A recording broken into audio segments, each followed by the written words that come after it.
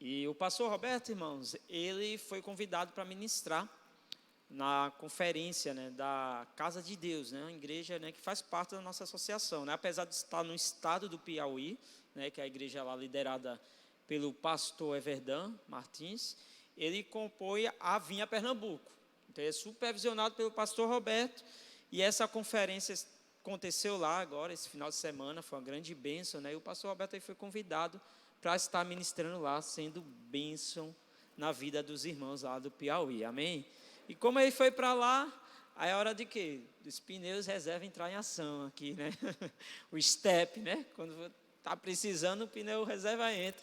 Então eu vou estar compartilhando a palavra com você nessa manhã, né? Sempre um privilégio ter essa oportunidade, né?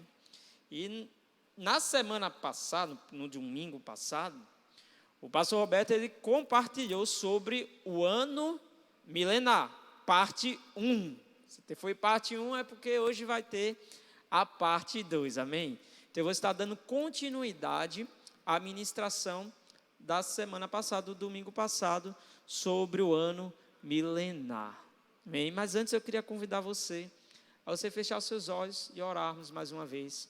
Vamos orar ao Senhor por revelação da sua palavra, vamos orar ao Senhor pedindo revelação, que nós temos que ser noivas apaixonadas, que anseia a volta do noivo, que é Cristo Jesus, amém?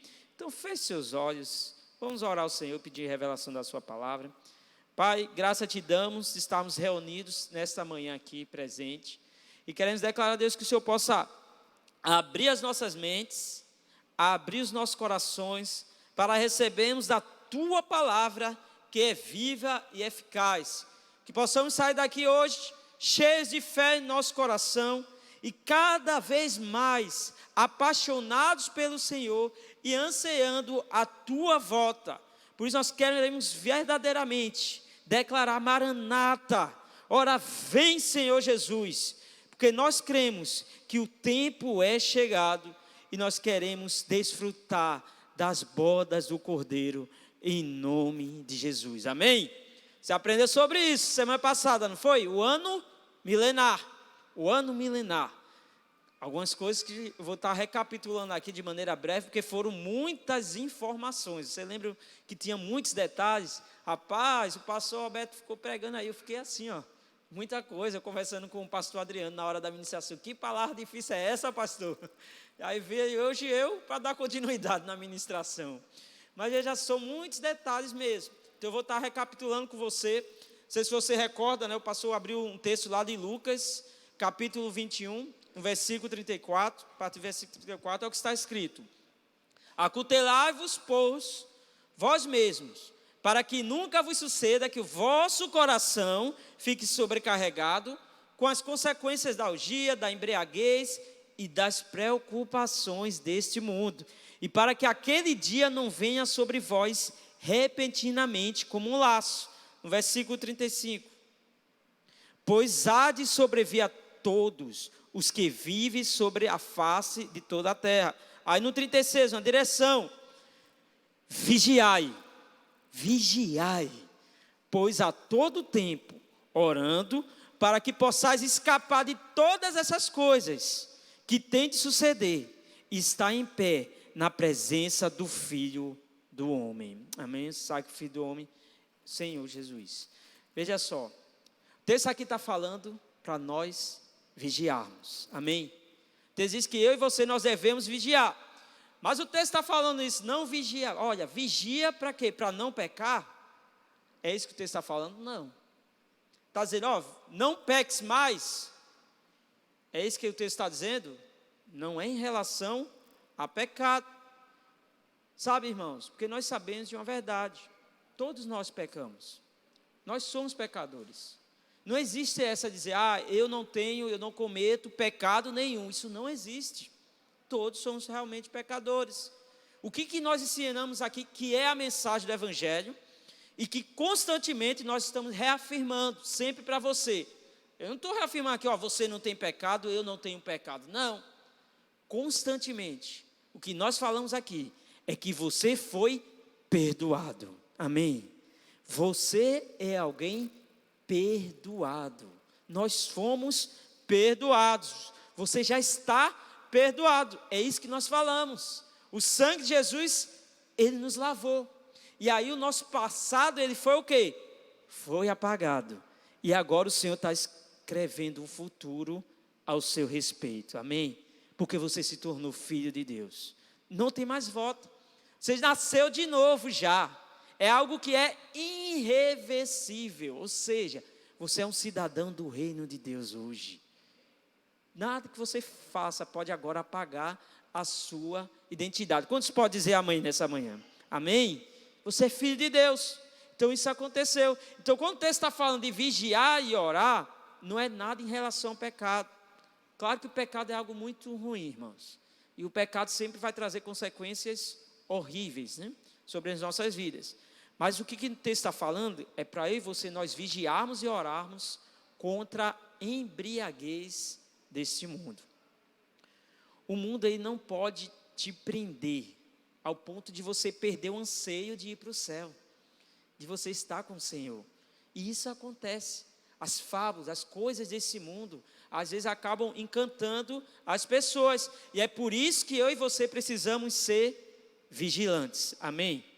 Vigilantes. Por isso o pastor até contou sobre a parábola também, né? A parábola dos talentos. Você falou das parábolas das 10 virgens. Aquelas que continham azeite é porque eram o quê? Estavam vigiando pelo retorno do Senhor. Estavam o quê? Ansiando só a volta do Senhor. Então elas se prepararam. Não teve distração nelas. Então quando a gente se distrai com as coisas desse mundo, nós estamos esquecendo de ansiar pelo Senhor. Mas isso não vai acontecer mais comigo e você. Amém? Nós somos a noiva do Senhor. Você crê nisso? Um dia vai acontecer o casamento com Ele. Uma noiva apaixonada, ela quer casar. Se a noiva que está em um relacionamento com o noivo e não anseia casar, é porque ali tem um problema. Entende? Eu não tinha preparado para falar isso não, né? Mas o Espírito Santo tocou em mim. Hoje de manhã ali. Quando eu estava aguardando para descer aqui. Eu lembro quando eu estava noivado com a Tainá. Tainá só queria casar comigo. Aleluia.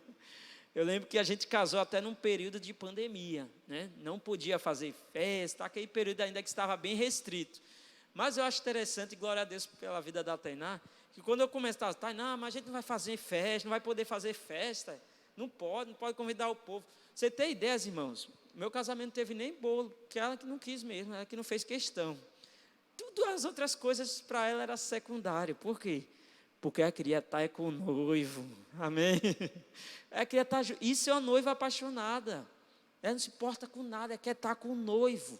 E nós somos a noiva do Senhor. Nós teremos que ter essa paixão dentro de nós. O maior anseio das nossas vidas é casar logo com o noivo, é aguardar a vinda dele. E é sobre isso que essa palavra nos fala, sabe, sobre esse período. A palavra de Deus, ela é perfeita, amém? E a palavra de Deus, ela nos traz muitos nomes, personagens, números, e tudo isso tem um propósito, tem uma significância nisso. Se nós cremos que as Escrituras, né, a Bíblia, é a palavra de Deus, é inspirada por Deus, nós temos que entender que tudo aqui está escrito com um propósito, amém? Tudo está escrito com um propósito. E aí a gente começou a comentar sobre alguns eventos bíblicos, né? O pastor Roberto aí compartilhou na semana passada sobre alguns eventos bíblicos, algumas coisas proféticas que já se concluíram também. E uma das coisas que o pastor Roberto compartilhou na semana passada foi sobre a interpretação do dia milenar na Bíblia, amém? Que segundo essa interpretação, um dia significava quantos anos? Quem que lembra? 1000 anos. Muito bem, Vinícius. 1000 anos. Tirou 10. Um dia significava 1000 anos. Isso a gente encontra lá. Vou abrir de maneira breve. 2 Pedro 3,8, né? 2 Pedro. Pode projetar. Júlio Marcos. 2 Pedro, capítulo 3, versículo 8. Olha o que está escrito. Há todavia uma coisa, amados, que não deveis esquecer, que para o Senhor um dia é como 1000 anos, e 1000 anos como um dia. Não retarda o Senhor a sua promessa, como alguns a julgam demorada. Pelo contrário, Ele é longânimo para convosco, não querendo que nenhum pereça, senão que todos cheguem ao arrependimento. Amém? Então, a gente viu esse texto aqui, e o pastor Roberto explanou muito bem, que para o Senhor um dia é como se fossem 1000 anos. A própria palavra está dizendo. E aí, quando a gente vai lá para João, capítulo 2, versículo 1, que aqui o Senhor fez o primeiro milagre, está escrito o seguinte: 3 dias depois, quantos dias? 3. 3 dias depois aconteceu um evento aqui, que foi o quê? Um casamento.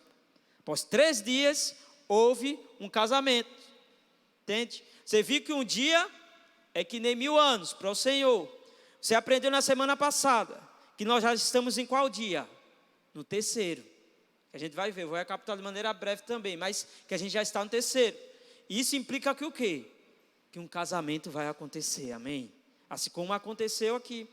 3 dias ele aponta para a ressurreição de Cristo, que iria acontecer e já aconteceu a primeira ressurreição, mas também aponta para a minha e a sua ressurreição. Sabe por quê? Quando o Senhor retornar e o cordeiro casar com a noiva, nós vamos estar para casar com ele, amém? Ali vai estar acontecendo as bodas do cordeiro, que é justamente um casamento. E a gente foi vendo, e o pastor foi destrinchando na palavra, né? Que existiam algumas profecias que apontavam para Israel, inclusive em Oséias capítulo 2, né? Capítulo 6, perdão, versículo 2 e 3. Mais uma vez falando sobre dias, olha só, depois de 2 dias, nos revigorará, ao terceiro dia, nos levantará e viveremos diante do Senhor. Então, esse terceiro dia aqui também, foi um princípio, a gente já aprendeu que um dia é 1000 anos, amém? Mas de acordo com esse princípio, esses anos já estão sendo contados. E nós aprendemos que 70 anos depois de Cristo, começou a ser contado o primeiro dia. Por quê? Foi quando o general Tito, ele destruiu Jerusalém e o templo. Jerusalém é a nação do Senhor, amém? É o povo de Deus. E o que aconteceu? A destruição da nação de Deus e do templo. Então, o povo de Deus fez o quê? Se espalhou pela terra, por outros países, por outras nações. Houve esse primeiro momento. Então, foi um cumprimento de uma profecia que o próprio Oséias falou. E isso já aconteceu. Só que quando a gente foi avançando na palavra de Deus, a gente viu que lá em Lucas 21, não vou abrir o texto também por conta do tempo, estou recapitulando, mas lá em Lucas 21 nós vimos também que existia uma outra profecia também, e é a profecia sobre a destruição do templo, e que de fato aconteceu no ano 70 depois de Cristo, no ano 70 já da nossa época. Aconteceu o quê? A destruição do templo, né?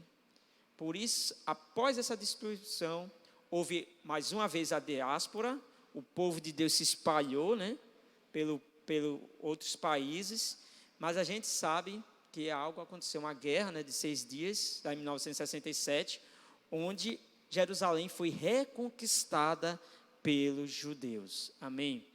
E nós podemos dizer o quê? Que os tempos começaram a se cumprir as profecias.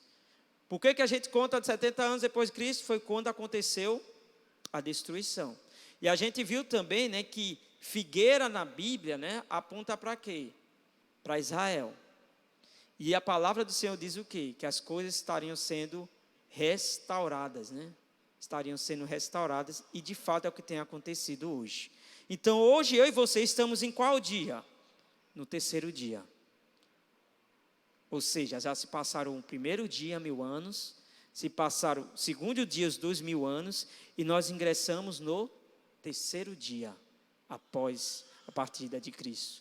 Ou seja, sabe o que isso significa? Que o Senhor pode voltar a qualquer momento, diga amém. Porque nós estamos no terceiro dia, é nesse terceiro dia que vai acontecer o casamento com o Senhor, as bodas do Cordeiro, amém? Então, tudo isso tem acontecido. E hoje eu vou compartilhar, agora sim, entrando na palavra de hoje, que é a sequência, sobre uma parábola. A parábola do bom samaritano. Amém? Quando você, meu irmão, você tem a oportunidade de ler a Bíblia, você pode ver sobre todos os aspectos. A Bíblia realmente, ela conta histórias, amém? Ela não é um livro de historinha, mas ela conta histórias.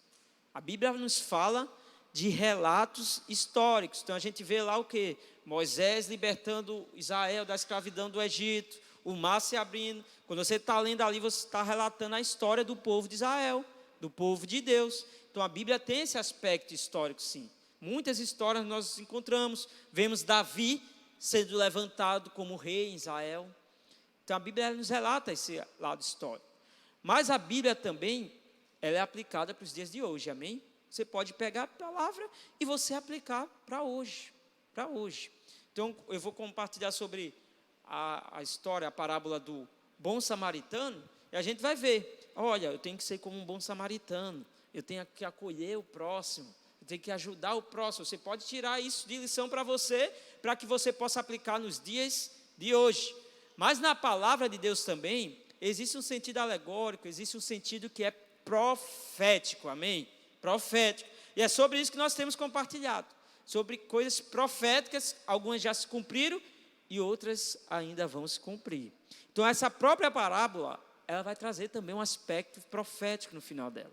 Por isso eu vou ler o texto para você, texto um pouco longo, mas após esse texto nós vamos assistir uma peça teatral, amém? O texto está lá em Lucas capítulo 10, a partir do versículo 25.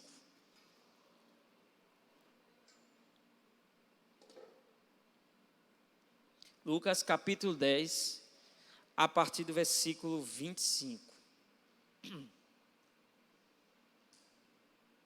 Olha o que está escrito. E eis que certo homem, intérprete da lei, se levantou com o intuito de pôr Jesus à prova. As pessoas o tempo todo estavam fazendo isso com Jesus, os fariseus faziam muito isso com Jesus, né? Colocando Jesus à prova, e disse: mestre, que fareis para herdar a vida eterna? Então Jesus lhe perguntou: que está escrito na lei? Como que interpretas? Versículo 27. A isso respondeu: amarás o Senhor teu Deus de todo o teu coração, de toda a tua alma, de todas as tuas forças e de todo o teu entendimento, e amarás o teu próximo como a ti mesmo. Essa foi a resposta que ele deu para Jesus. A gente sabe que aqui estão os dois maiores mandamentos, amém? Aí no versículo 28 Jesus fala: então Jesus lhe disse: respondestes corretamente, faze isto e viverás. Então ele, porém, querendo justificar-se, né? E ainda aí queria lá, bater de frente com Jesus. E aí, querendo se justificar, perguntou a Jesus: quem é o meu próximo? E aí Jesus vem agora e ele conta uma parábola, né, que é conhecida como a parábola do bom samaritano. Olha o que está escrito. Jesus prosseguiu dizendo: certo homem descia de Jerusalém para Jericó e veio a cair em mãos de salteadores, os quais, depois de tudo lhe roubarem e lhe causarem muitos ferimentos, retiraram-se, deixando-o semi-morto. Casualmente descia um sacerdote por aquele mesmo caminho e, vendo, passou de largo. Semelhantemente, um levita descia por aquele lugar e, vendo também, passou de largo. Certamente certo samaritano, que seguia o seu caminho, passou-lhe perto e, vendo, compadeceu-se dele. E chegando, pensou-lhes os ferimentos, aplicando-lhes óleo e vinho, e colocando sobre o seu próprio animal, levou para uma hospedaria e tratou dele.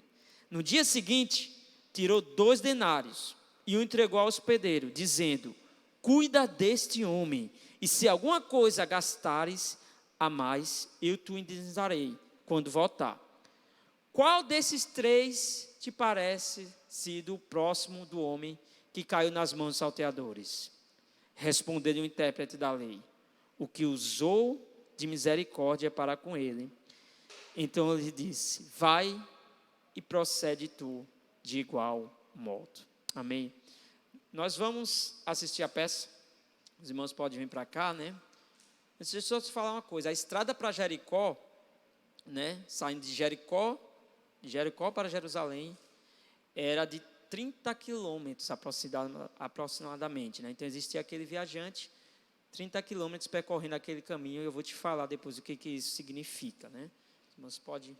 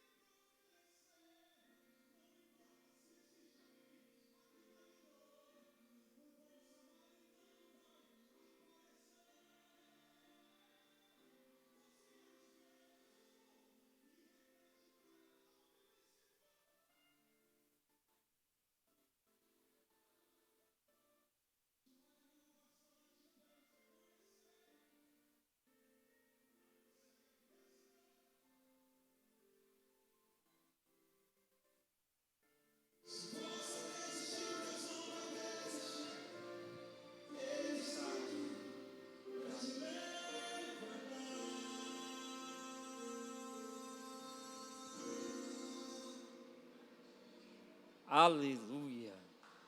Glória a Deus. Vamos para Deus.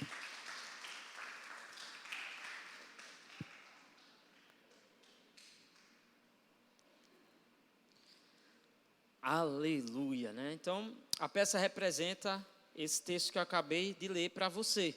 Existia um viajante, e esse viajante estava saindo de Jericó para Jerusalém. Eu falei que a distância era de 30 quilômetros, né? 30 quilômetros. Mas é interessante que sempre que você vê Jerusalém na palavra do Senhor, fala que nos representa o lugar das bênçãos, amém? Jerusalém é o lugar das bênçãos na palavra. Nós vamos para Nova Jerusalém, amém? E Jericó, ele aponta, na verdade, né, como um lugar de maldição. Então aquele homem, ao invés de estar indo para o caminho da bênção, estava passando, estava descendo, estava se afastando, estava indo pelo caminho para a maldição. E quando a gente olha para a vida desse viajante, ele simboliza, sabe o quê? O homem sem Deus. É quem esse viajante simboliza. Eu vou recapitular o versículo, lá no versículo 30, olha o que está escrito. Jesus prosseguiu dizendo, certo homem descia de Jerusalém para Jericó, e veio a cair em mão de salteadores, os quais depois de todos lhe roubarem, e de causarem muitos ferimentos, retiraram-se e deixaram semi-morto. É assim que é o homem sem Deus. Nós estávamos antes na condição desse viajante aqui, quando nós não tínhamos Deus ainda. Nós estávamos nessa mesma condição. Nós, quando olhamos também para a palavra do Senhor, o ladrão representa sempre quem? O diabo. Amém? O ladrão sempre representa o diabo. E a gente viu que apareceram aqueles salteadores, aqueles ladrões, roubaram aquele homem, espancaram ele e deixaram ele semi-morto, ou seja, quase morto de fato. E o homem sem Deus, ele está morto para o Senhor. Aquele homem não tinha forças para resistir àqueles ladrões. Ele não tinha na sua própria força a inteligência para suportar a investida do diabo. E é isso que acontece. O homem, quando ele está fora do Senhor, quando ele ainda não teve um relacionamento com Deus, é uma vida que é sem propósito. Eu tenho certeza que antes da sua experiência com Deus, você não sonhava muito. Depois que você se tornou filho de Deus, seus sonhos foram o quê? Restaurados. Sua vida passou a ter o quê? Propósito, porque você descobriu o propósito. Eu já tinha te criado para esse propósito. Mas após você ter uma experiência com Deus, algo aconteceu no seu interior. Ou seja, você começou a viver para os propósitos de Deus. Mas nós sabemos que tem muitos ainda que não viveram dessa experiência. E estão na mesma condição desse homem. Homens, mulheres que têm vivido sem expectativas de vida. São homens e mulheres que não sonham, que não esperam algo acontecer em suas vidas. E aí o que acontece? É como se estivesse percorrendo esse caminho. A caminho de quê? De Jericó. Caminho de maldição. Aqueles que ainda não viveram a experiência. E aí a gente vê que um outro personagem entrou. No versículo seguinte, no versículo 31. Casualmente descia o quê? Um sacerdote por aquele mesmo caminho. E vendo, passou de largo, ou seja, se afastou. Quem foi o personagem aqui? O sacerdote. O sacerdote, ele passou também por aquele caminho, né? Aquele caminho é uma parábola, mas isso realmente acontecia. Os sacerdotes, eles percorriam constantemente esse caminho entre Jericó e Jerusalém, para poder fazer, né, exercer o seu sacerdócio ministerial. E aí, quando o sacerdote está passando, eu vou dizer quem que o sacerdote simboliza. A lei. Quando ele está passando, foi indiferente para ele ali naquele momento. Mas antes de você começar a julgar o sacerdote, deixa eu te falar. A lei dizia que o sacerdote não poderia tocar em um morto, porque ele se tornaria impuro. Entende? Por isso, quando ele está passando ali, e o texto falou que aquele homem estava semi-morto. Para ele poder conferir se aquele homem estava de fato morto ou não, ia ter que tocar nele. E ele sabia que ele não poderia tocar. Então ele prosseguiu o caminho dele em paz. Quando o sacerdote passou aqui, em paz. Por quê? Porque ele sabia o quê? Eu tenho que executar meu sacerdócio. Então, se eu tocar e se for impuro, eu vou ter que me afastar, não vou poder fazer o meu ministério. Então ele continuou ali. Mas eu te disse que o sacerdote ele representava a lei. E a lei nada pode fazer com o homem, amém? Na lei nós não conseguimos. A lei ela é impotente, ou seja, ela não tem poder para resolver o problema do homem sem Deus. A lei não conseguiria consertar isso. Então, quando o sacerdote ele passa, ele desvia do homem, porque nada ele poderia fazer mesmo. E aí, eu queria lembrar você, que hoje nós não estamos mais debaixo da lei, amém? E sim da graça de Deus. O que a lei não pode fazer, a graça já fez por nós, amém? A lei por si só, ela mesma se sufoca, ela causa morte espiritual. Mas a graça de Deus, ela trouxe vida sobre nós. A graça de Deus traz a cura, a graça de Deus traz bênçãos, riquezas numerosas. E hoje nós estamos debaixo da graça. A graça de Deus, ela resgata o perdido. A graça de Deus poderia fazer algo na vida daquele homem, mas a lei não. E a gente segue no texto, no versículo 32, um outro personagem entra aqui também em ação, que é o levita. Semelhantemente, um levita descia por aquele lugar, e vendo, também passou de largo.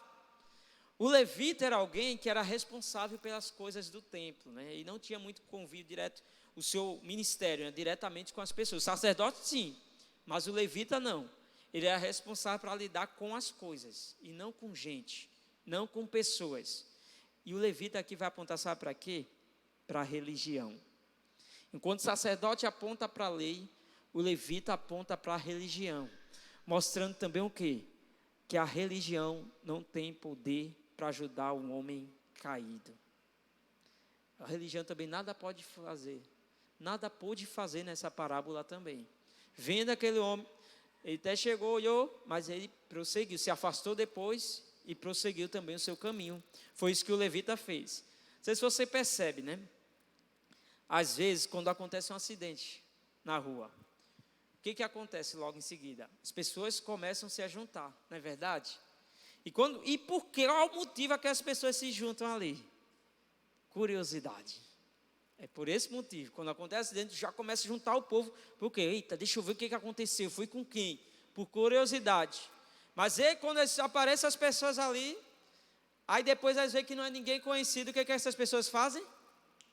Elas vão embora. Não é verdade?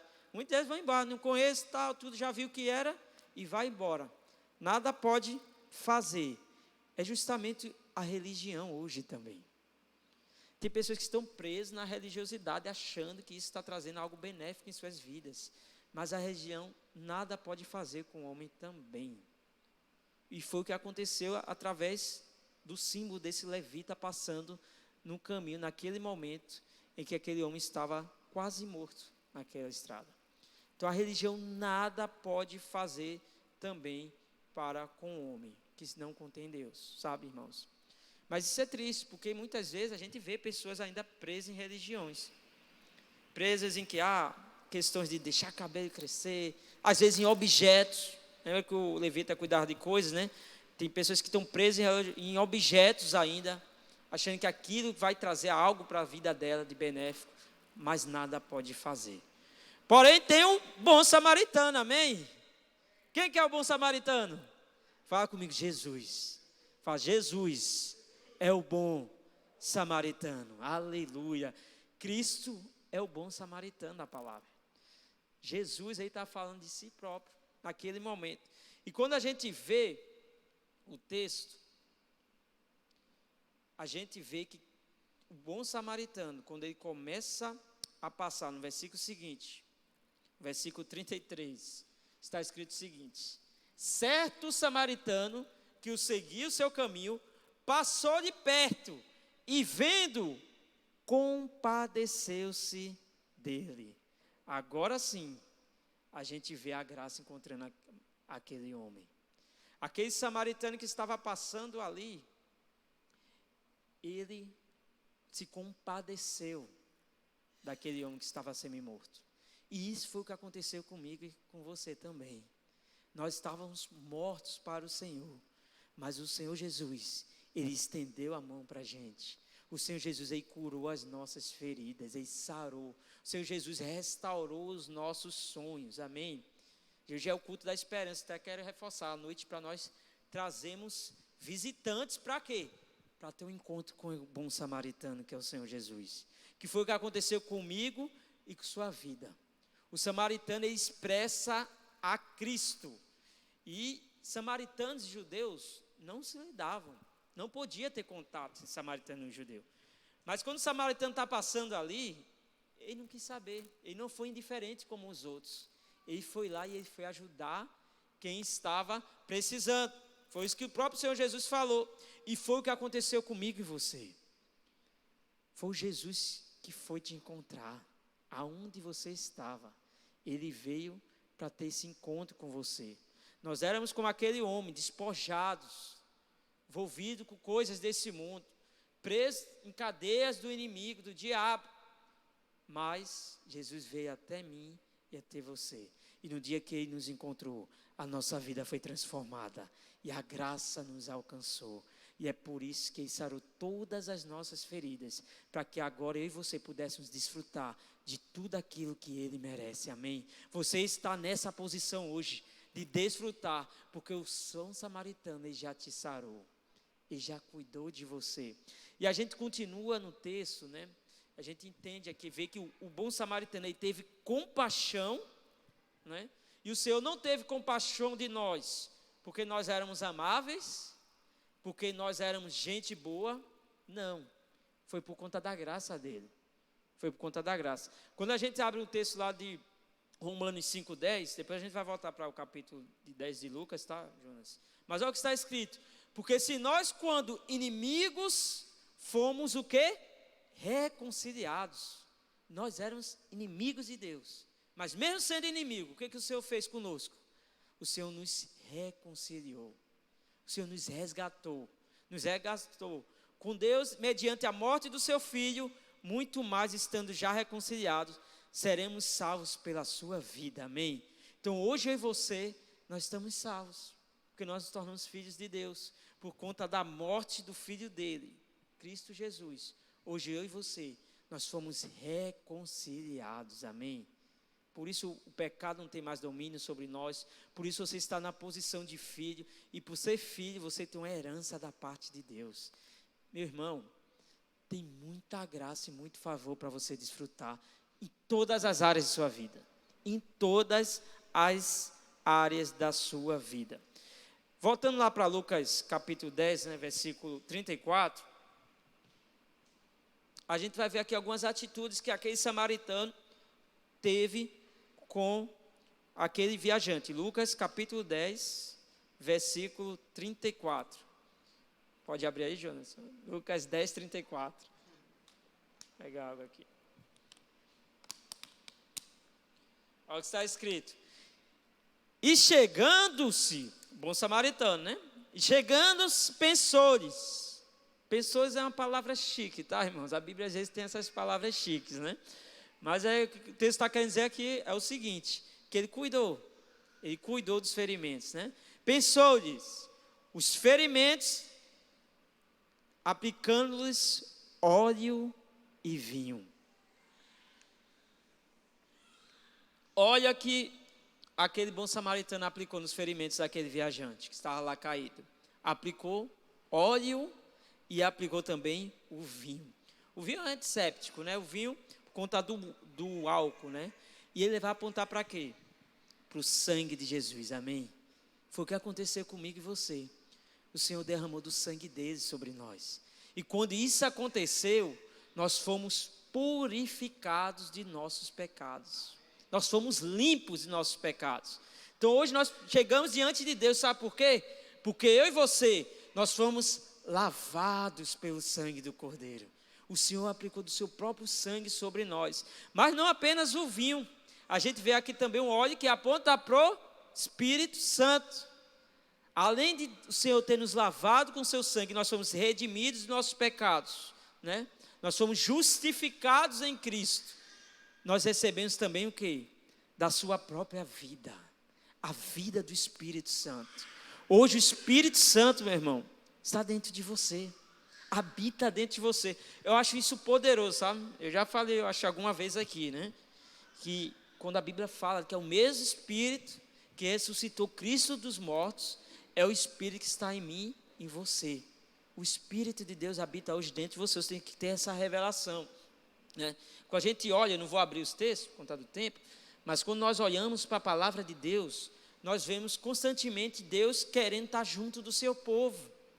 A gente pode até nomear da seguinte maneira, de 3 dispensações que o Senhor fez. Que Deus tentando o quê? Estar junto do seu povo. Então lá em Êxodo a gente encontra o quê?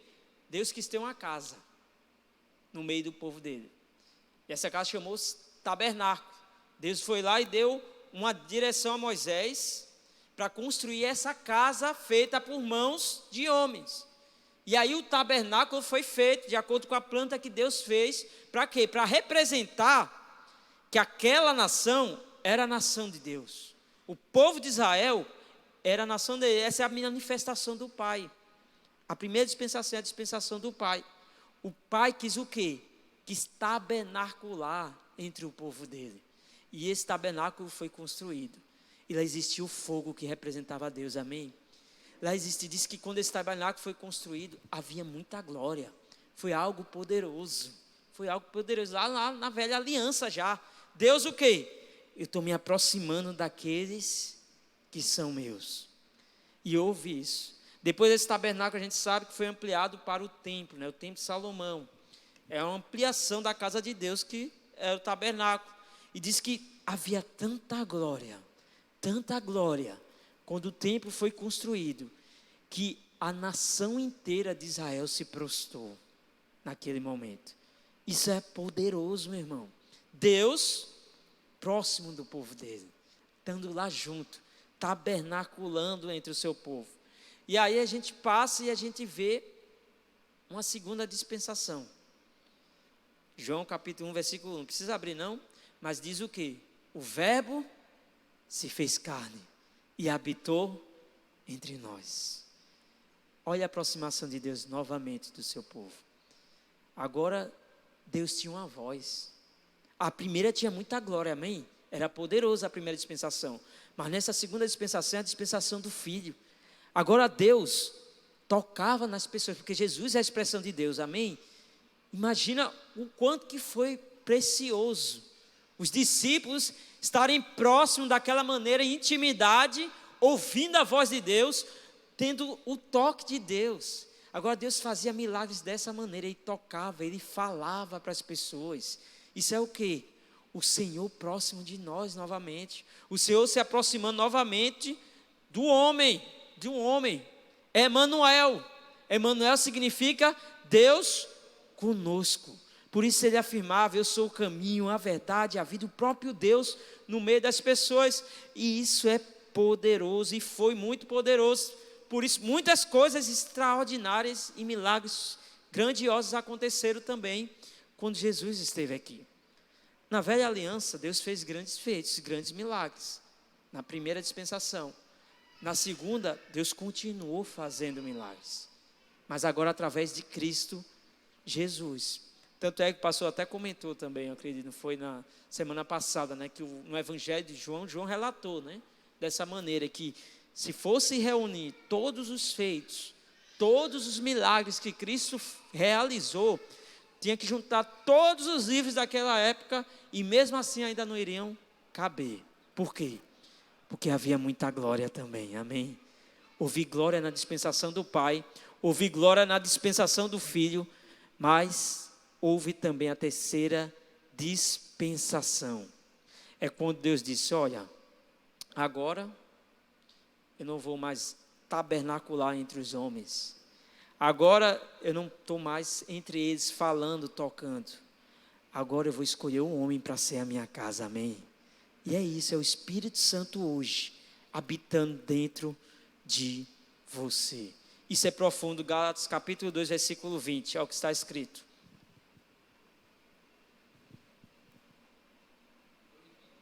Gálatas capítulo 2, versículo 20, está escrito, logo, já não sou eu quem vive, mas Cristo vive em mim, e esse viver que agora tenho na carne, vivo pela fé no Filho de Deus, que me amou e assim mesmo se entregou por mim. Diga aleluia, diga glória a Deus, amém? Porque hoje Cristo está vivendo em você, o Espírito Santo hoje habita dentro de você. Tinha glória na primeira casa? Sim. Teve glória na segunda dispensação? Muita. E hoje tem muitos milagres para nós desfrutarmos. Por quê? Porque você é a habitação do Espírito Santo, amém? Hoje, o Espírito Santo, o óleo foi derramado sobre você. Assim como aquele bom samaritano, ele passou ali o vinho para curar as feridas. E o óleo também, nós fomos justificados pelo sangue de Cristo. E nós agora também somos cheios do Espírito dele. Porque a vida do Pai está em nós, amém? Você tem que crer nisso e você precisa viver debaixo dessa verdade. Mas voltando lá para o texto de Lucas, capítulo 10, nós vamos ver uma outra ação, no versículo 35, Lucas 10. Olha só, no dia, volta para o 34, Jonas, ainda. E chegando, passou-lhe o ferimento, aplicando-se óleo e vinho, e colocando sobre, a linha B agora do versículo, colocando sobre o seu próprio animal, levou-o para uma hospedaria e tratou dele. Então aquele bom samaritano, ele pegou aquele viajante, ele cuidou das feridas dele, passou alivinho, passou um óleo, colocou ele sobre um animal e levou ele até um local que se chamava o quê? Hospedaria, que é uma estalagem. Cristo fez isso comigo e você também, amém? E eu vou te provar, e eu vou te mostrar, na verdade, para onde Cristo te levou. Sabe o que significa a estalagem aqui? A hospedaria? A igreja do Senhor. Hoje você está incluído na igreja dele. A estalagem, o abrigo, a igreja é lugar para aqueles que estão perdidos lá fora, que estão jogados nos caminhos desse mundo. O local para essas pessoas vir e ficar é justamente aqui onde nós estamos, no corpo de Cristo, amém? Existem muitos homens caídos na beira da estrada, que o bom samaritano está querendo trazer para cá, para a hospedaria, para a igreja dele.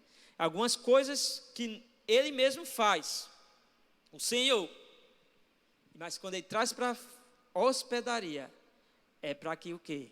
Para que a gente também possa realizar o cuidado com os perdidos, amém? O Senhor, ele começa a obra, mas essa obra precisa ser continuada. E ele escolheu fazer através de quem? Através de mim e de você. Por isso é nossa responsabilidade pregarmos o evangelho. E a gente vê aqui que o Senhor, ele deu ao hospedeiro 2 denários. No versículo seguinte, versículo 35. No dia seguinte, tirou 2 denários e o entregou ao hospedeiro, dizendo: cuida desse homem, e se alguma coisa gastares a mais, eu te indenizarei quando voltar. Preste atenção, agora vamos começar a falar do lado profético, que é do final da parábola.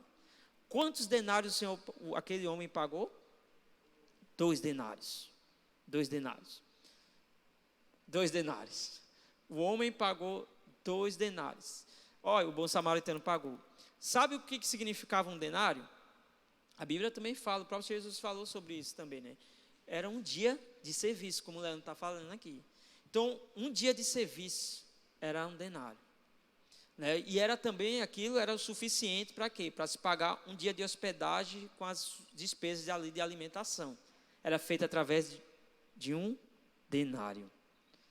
Então, aquele bom samaritano aí deixou quantos dias pagos lá na hospedaria? 2 dias. Aqui a gente está falando novamente sobre os dias. Aquele denário foi pago para a hospedagem de 2 dias. E o que ele falou? Olha, se gastar mais eu vou te indenizar. Mas aquele homem disse o quê? Quando voltar no final do versículo. Ou seja, o homem ele deixou 2 dias pagos, porque ele ia voltar ao 3º dia. Amém. Ele pagou os 2 dias, porque no 3º dia ele iria o quê? Retornar. Você acha que aquele homem ia deixar o suprimento acabar? Não. O bom samaritano deixar na vida daquele viajante o suprimento acabar? Não. Por isso ele já deixou quitado os 2 dias, porque ao 3º dia ele vai retornar, amém? E nós sabemos o quê? Que nós já estamos no 3º dia. Nós vimos que um dia eram 1000 anos, se passaram já os 2000 anos, já estamos no 3º ano milenar.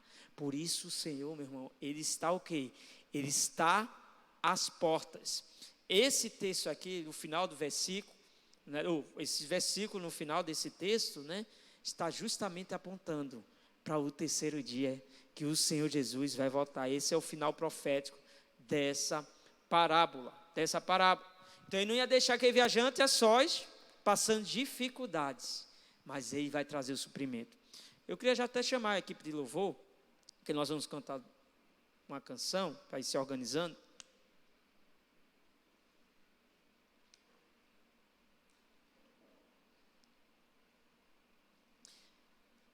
Eu amo a palavra de Deus, sabe, irmão? Você deve amar também, amém? Eu creio nisso. Porque a palavra de Deus, a gente vai vendo como as coisas vão se encaixando, né? Nós lemos diversos textos que apontam para um único propósito: a vinda do noivo. O Senhor, ele já está às portas, sabe? E eu vim para cá hoje, não foi para fazer nenhum apelo da sua vida, de querer lhe forçar alguma coisa, não. Eu quero que você saia com uma única certeza no seu coração nesse dia: que você possa ser uma noiva apaixonada pelo Senhor.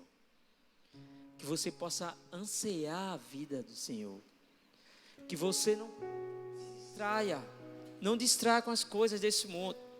É interessante que quando o levita, o sacerdote, ele checava o homem, o que ele fazia? Ele desviava do caminho. Às vezes, alguns que já estão na casa, eles começam o quê? A se embriagar com as coisas do mundo novamente, com as distrações do mundo. E é justamente o quê? Que eles fazem?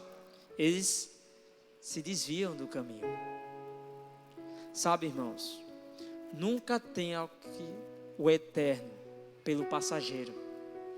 As coisas desse mundo vão passar, tudo vai passar, nada vai ficar, nem as coisas materiais, tudo vai ficar aqui, é momentâneo, mas as coisas do Senhor, elas são eternas e são para sempre, para sempre.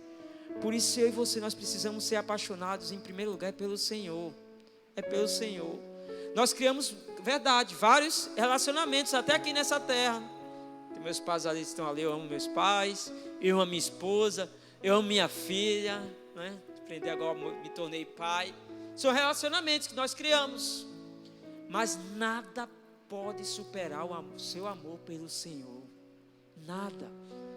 Você precisa ser essa noiva apaixonada, apaixonada. Eu queria convidar você a ficar de pé.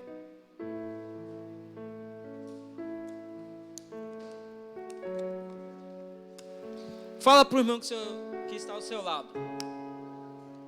Fala assim: meu irmão, o terceiro dia já chegou. O Senhor, Ele vem nos buscar. Amém? Fala assim: Maranata, ora vem, Senhor Jesus. Maranata, ora vem, Senhor Jesus. Amém? O bom samaritano está às portas já, e Ele vem nos buscar. Amém? Eu queria que você cantasse essa canção com todo o seu coração. A gente vai projetar a letra dessa música, mas eu queria que você cantasse como uma noiva apaixonada, sabe? Eu queria que você cantasse, se eu te tocar, até com lágrimas nos olhos, que você crê nessa verdade, que Ele está vindo te buscar. Amém? Nós vamos cantar ao Senhor, nós vamos adorar Ele nessa canção.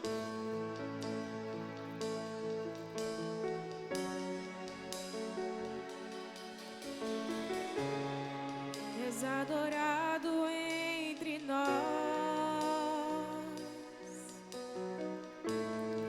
tão desejado aqui, pois nada se comparará com a glória que há de vir. Declare isso. Eu não sou daqui, pra casa você não é daqui. voltarei. Ele vem te buscar. E com Ele eu irei. Eu não sou daqui. Declare. Pra casa voltarei. Ele vem me buscar. E com Ele eu irei. Adore, adore. És adorado entre nós,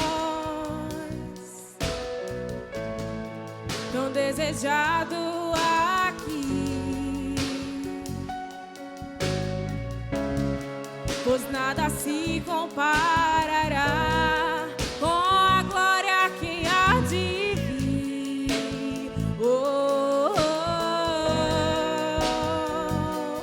Eu não sou daqui, pra casa voltarei. Ele vem me buscar. E com Ele eu irei. Eu não sou daqui, pra casa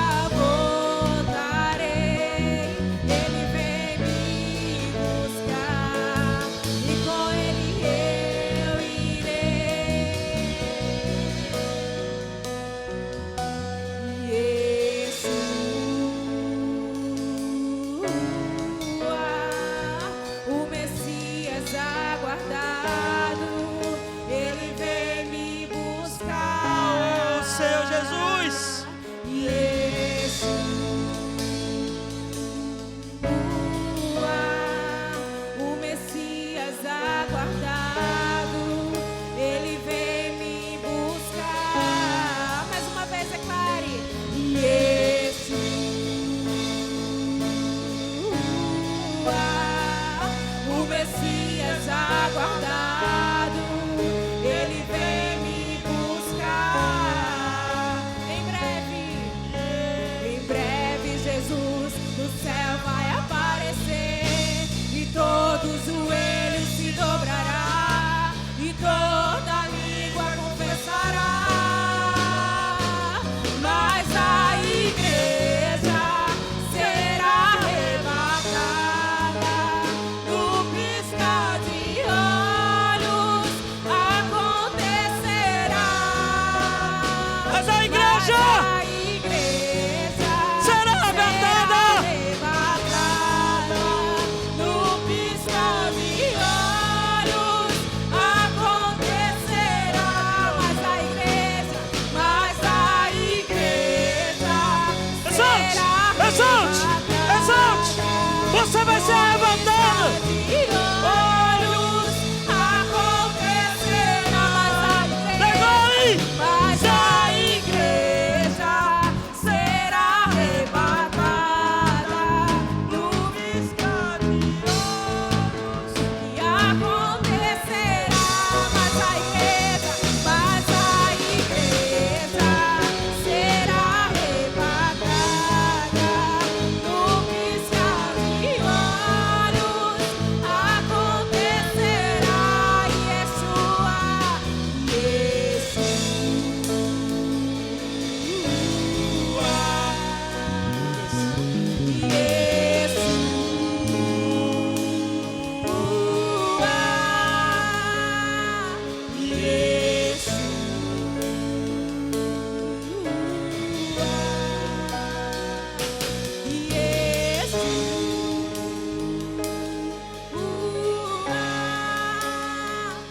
acontecerá.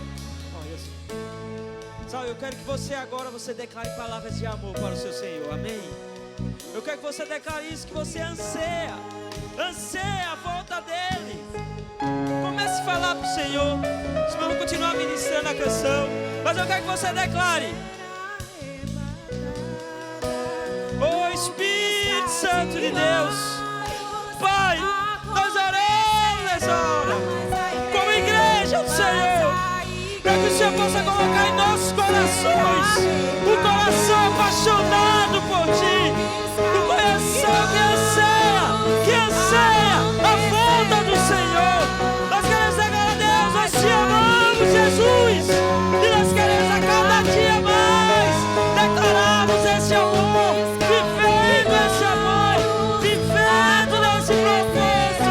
Nós como igrejas, nós queremos a vida do noivo, nós ansiamos a Tua vida, Senhor Jesus. Então nos ensina, nos livra de toda distração neste mundo, nos livra, Deus, de cada coisa terrena, das paixões desse século, nos resgate o coração e nos restaura o coração, para que nosso coração possa estar completamente voltados para o Senhor.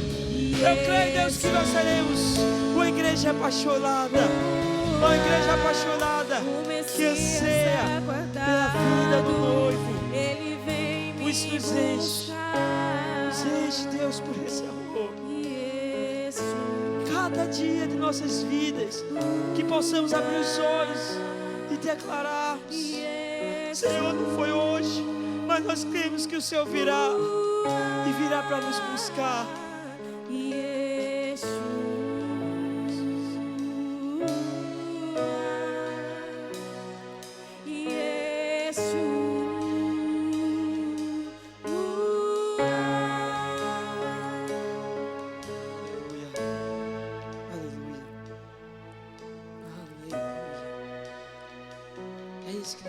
Sabe, irmãos, ansiar a vinda dele, amém?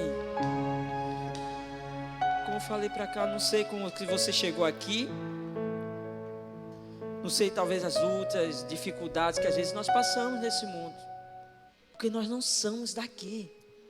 As aflições que a gente enfrenta, as pressões que chegam a nos atingir, tudo isso é porque nós não somos daqui. Mas sabe, no dia que nós estivermos com Ele novamente, no dia que nós estivermos lá com Ele, tudo isso vai acabar também. Nós iremos viver a eternidade com Ele. E lá essas pressões, os medos, as inseguranças, nada vai existir mais. O que vai existir é apenas a sua comunhão com o Pai. A comunhão com o Pai, com o Criador. Por isso você precisa ansiar por isso. Por isso você precisa ser apaixonado por isso. Cada dia que você acordar, Senhor, não foi hoje. Hoje não aconteceu. Mas eu creio que o Senhor virá. Ore por isso. Sabe, sempre que as coisas, as distrações desse século, desse mundo aparecer na sua vida, lembre-se, não. Tudo isso aí é coisa passageira, é coisa desse mundo, que só vai me trazer aflição. Eu já estou no Senhor, Cristo está em mim. O amor do Pai já me alcançou. Eu quero viver as coisas eternas, amém? Você tem que querer viver, são as coisas eternas. Por isso a Bíblia também nos fala que nós devemos juntar tesouros nos céus. Porque esse tesouro que nós juntamos, traça nenhum pode correr. Amém? Eu até falei aqui, né, que o bom samaritano, ele quer trazer mais pessoas para cá, para a hospedagem que é a igreja, sabe? Existe essa salvação mesmo, que o Senhor alcança na vida do perdido. Mas quando vem para cá, quem tem que cuidar dessas pessoas, do crescimento espiritual é quem? É o hospedeiro, a igreja. Amém? Eu quero dizer para você que está envolvido na liderança também. Quero dizer da parte do Senhor. Dizer para você que isso que você tem feito e realizado, liderar na obra de Deus, é a coisa mais preciosa que você poderia fazer nessa terra. Você está cuidando daqueles que o bom samaritano está buscando. Amém? Isso é privilégio. Sempre se sinta privilegiado. Amém? Glória a Deus. Então, orar, nós vamos orar. Vamos orar liberando a bênção da semana. Aleluia. Glória a Deus. Como o pastor Thales falou, que o bom samaritano levou aquele rapaz para a hospedaria. E a hospedaria realmente, literalmente, fala sobre a questão da igreja. Então não tem outro caminho, meu irmão. E a Bíblia fala que eu e você, nós somos morada do Senhor. E o Senhor quer morar no seu coração. Você que está em casa nos assistindo, o Senhor quer fazer morada dentro de você.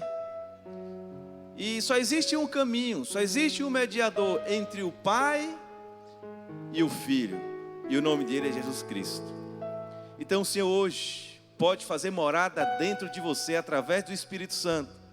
E você não precisa fazer nada, nenhum esforço físico. Você somente precisa crer na obra do Filho de Deus. Então eu sei que você está aqui, você crê nessa obra. E você que também está em casa, você que está aguardando pela volta do Senhor, o Senhor está à porta. É tempo de você despertar. É como também naquele momento lá que aconteceu o dilúvio. E o tempo estava sendo pregado. Alguns não deram ouvido, mas chegou o tempo sim do fim. E naquele momento, Noé chamou ali a sua família para entrar na arca. E a arca simboliza a igreja do Senhor. Então se você quer estar com Cristo naquele dia, só existe um caminho: você confessar o Senhor Jesus como Senhor e Salvador da sua vida. Porque esse é o único pecado que leva o homem para o inferno, é não crer no Filho de Deus. Mas se você hoje crê como Salvador da sua vida, hoje mesmo, você vai estar com Ele em nome de Jesus, amém? Então você que está aqui, você também que está na sua casa assistindo, eu quero te convidar você a colocar a mão no seu coração e você fazer uma confissão após mim, com fé, crendo que você realmente pode experimentar hoje dessa promessa, dessa novidade de vida. Fala após mim, fala assim: Senhor Jesus, eu creio que o Senhor é o Filho de Deus, que veio à terra como homem e sangue e morreu na cruz do Calvário pelos meus pecados. E hoje eu reconheço o Senhor como Salvador da minha vida. Por isso, Pai, em nome de Jesus, eu te recebo nesse dia, que eu possa ser arrebatado para estar contigo naquele dia. Por isso hoje, escreve meu nome no livro da vida, que a partir de hoje eu possa caminhar em novidade de vida, em nome de Jesus. Amém. Amém, irmão? Então, se você fez essa oração com fé, crendo de fato, a Bíblia fala: com o coração você crê para a justiça, e com a boca você declara aquilo que você realmente vai experimentar a partir de hoje. Amém? Então você já é filho de Deus, você já recebeu realmente a salvação, e o Espírito Santo vai estar dentro de você a partir de hoje. Amém? Então eu quero que você também erga a sua mão para frente, como sinal de receber. Eu vou estar orando pela sua vida. Pai, em nome de Jesus, nós oramos por cada um que estão aqui, Senhor, que de fato está aqui aguardando o Senhor, ó Deus, que é o bom samaritano, ó Deus, que veio resgatar sim a tua igreja, ó Deus, que dia após dia aguarda pela tua volta, Senhor. Ó Deus, que o Senhor ainda não veio essa manhã, ó Deus, mas pela tarde ou à noite, que o Senhor volte. Nós estamos aqui, ó Deus, como a noiva aguardando o teu retorno. Por isso, Espírito Santo, eu declaro bênção sem medida sobre a vida de meus irmãos. Eu declaro graça sobre graça, que a cada dia a graça do Senhor alcance de uma medida extravagante sobre a vida de cada um deles. Ó Deus, conduz eles para as suas casas em segurança. Livra, ó Pai, de todo mal.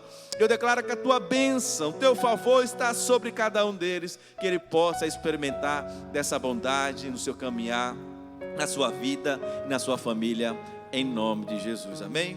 Aleluia. Então, obrigado por você estar aqui conosco. Hoje, domingo, primeiro dia da semana, e você está separando o primeiro para o Senhor, porque Ele é digno. Amém?